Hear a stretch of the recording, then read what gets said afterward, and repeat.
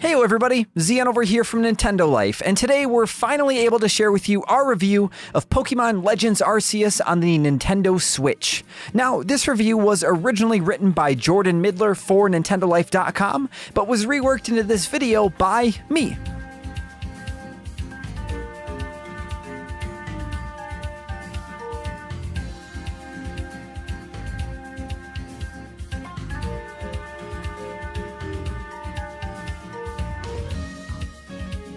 A century before it became the land of Sinnoh, the Hisui region was a dangerous place where humans and Pokémon didn't share the close bond they have today.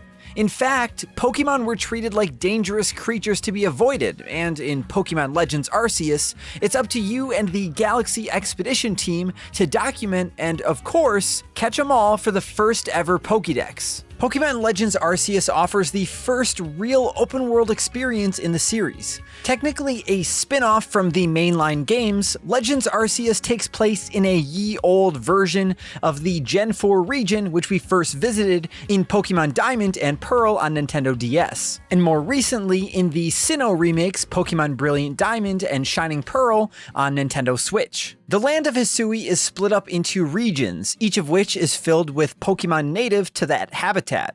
In order to document them for your Pokédex, you'll have to catch them, but instead of your sole option being simply battling them and weakening them, and then picking a Pokéball from a menu, you have the chance to aim and throw a Pokéball yourself before a battle even begins. This right here is the best part of the game by far. The catching mechanics actually feel skill-based rather than luck-based, although luck still does play some factor. Certain Pokemon will require stealth when pursuing them. If they catch you looking at them the wrong way, they'll either battle you or run away completely. There's nothing more heartbreaking than slowly creeping up to a rare Pokemon, only for it to spot you and sprint away as you launch Pokeballs over, under, and to the side of it. As a result, actually catching rare Pokemon feels like a great achievement, and the team you build feels much more realized, as you may be more inclined to remember exactly how you caught them. This also makes the experience of going into a new area and noticing all the different species you've yet to encounter feel so much more exciting than the equivalent in the mainline games. Now, the story in Legends Arceus delves into Pokemon lore in a compelling way that's usually been reserved for books found in small corners around the Pokemon world. There is unfortunately no voice acting, which feels like it would be the next logical step in the series, but the text dialogue is all well written, and the new shades added to the lore of legendary Pokemon you've met before are welcome additions as well. The overall roster of Pokemon is strong here too, with no generation getting too much attention, except for Generation 4 for obvious reasons. It feels balanced, but also as if all of these Pokemon could naturally live in these habitats. Some of the omissions from the Hisuian Pokédex are genuinely quite shocking, but we found that every type had an abundance of representation, and that there are plenty of ultra-rare creatures to go after once the credits have rolled. Pokémon Legends Arceus feels like the truest realization of the Pokémon fantasy. A wonderful surprise considering this is technically a spin-off title. It's a game about actually going out to catch them all and document the world, not just to go out and earn thousands of dollars as a 10-year-old, destroying every professional Pokémon trainer in the world in quick succession. And speaking of earning badges, there are actually no gyms in Pokémon Legends Arceus. Instead, early on, you'll find your progress gated by the likes of Noble Pokémon, Cleaver. This essentially serves as a boss fight for the region, and an introduction to the aforementioned never-before-seen Pokémon.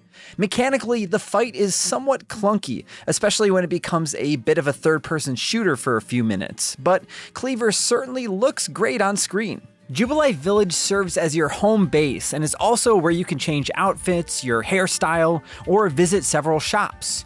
You need to go back here a bit too much for our liking, especially in the endgame, but it's handy having everything in one place and not randomly spread across the world. There are several rideable Pokemon that help you travel the world of Hisui as well. Wurdeer, a new evolution of Generation 2's Stantler, will essentially serve as your bike, allowing you to speed across terrain. Basculegion, a supersized basculin evolution, enables you to fly and more, which we won't spoil here, making traversing Hisui a very easy, pleasurable experience. However, there is a part of us that almost preferred the early game, when none of the rideable Pokemon are accessible, and we had to make sure we were outfitted with the right items and were properly prepared for the on-foot journey across the opening area. It felt like those episodes of the Pokemon anime where Ash and crew would just walk for hours on expeditions between towns. Having the rideable Pokemon is a great option, especially in later areas that are much larger than the initial zones, but we'd recommend taking it slowly through your first journey in Hisui. There's a lot to discover here, and you'll want to savor the exploration as much as you can. Now, the battle system in Legends receives a refresh in the form of Agile style and Strong style moves. These options are unlocked once a move is mastered by a Pokemon. In battle, this manifests as giving the player the option for the move to hit harder at the expense of skipping a turn, or it may give the player the opportunity to attack twice before their opponent. This is a refreshing change and gives you an extra layer of strategy to think about. Battles generally are much harder than the ultra-easy recent Pokemon games, with several late-game encounters reminding us of the Ultra Necrozma fight from Pokemon Ultra Sun and Moon. This means building a team that covers all your bases is essential and encourages players to go after alpha Pokemon, in the early game at least, which are supersized and much stronger variations of Pokemon. It's thrilling stuff if you're a Pokemon veteran. These alpha Pokemon are fairly common, and they'll often be 20 to 30 levels higher than your best Pokemon in the early stages. Blacking out is a genuine threat too, as you can lose extremely rare items when this happens. In a nice touch as well, you can either select to run away from battles or actually just run away. EXP is shared across your party, and you'll also receive XP for catching Pokemon without battling. The game does a good job of scaling against this. By the time we reached the final battle, our levels were fairly similar to the last boss, although players who triple down on catching them will likely be higher. And while players can trade Pokemon, there are unfortunately no multiplayer battles in Pokemon Legends Arceus. We wonder if this is due to having to balance all of the moves in the game against the new agile, strong styles, but it will feel like a bit of a miss for hardcore players of the mainline series. Incidentally, shiny Pokemon are in the game and appear in the overworld. We even managed to nab a few ourselves already. The only real downside to Pokemon Legends Arceus are the technical stumbles that are hard to ignore. The frame rate is prone to stuttering when a character is too far away from you, and there's a blurry fuzz around character models. Despite having a certain style, the series has never been a technical wonder, at least beyond the phenomenal compression wizardry that squeezed Kanto into Pokemon Gold and Silver. We can't forget that. This time around, textures, trees, and other elements all look very dated by modern standards. On the other hand, the Pokemon models themselves look great. There are new animations for not only some of the Pokemon, but for a lot of classic moves too. The semi-accurate sizing of Pokemon and the new camera angles for battles also make you feel a lot more like you're actually in the world, rather than warping to and from segmented battle arenas every time you have an encounter as well. Now, we'd be remiss to not mention the common joke that was going around when the game was first shown off, that Legends Arceus was going to be the Breath of the Wild of Pokemon games, mostly due to the fact that the trailers open on a shot of an impressive mountain, punctuated with piano keys that sound like the prelude to an open explorative adventure, the Zelda kind. And the reality is, well, Pokemon Legends Arceus is in fact the Breath of the Wild of Pokemon games. But not because of any of that. It's because the developers have managed to take characters and mechanics that are exceptionally familiar to millions of players and rehouse them in a game that's so much more than what has come before. It's the most important release in the series since 1996, and fills us with hope for a franchise that we were worried was somehow drifting away from us. Sure, the game has technical problems here and there, but it's telling how insignificant they feel when you finally catch that rare Pokemon you've been hunting for an hour.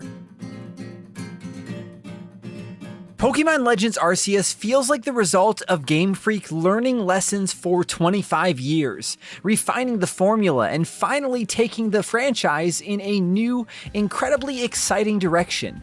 With its emphasis on extremely rewarding exploration, addictive catching mechanics, a fine roster of Pokémon, and a generous sense of scale that's unlike anything in the series, Pokémon Legends Arceus is quite simply one of the greatest Pokémon games ever made. We here at Nintendo Life give Pokémon Legends Arceus on the Nintendo Switch a 9 out of 10.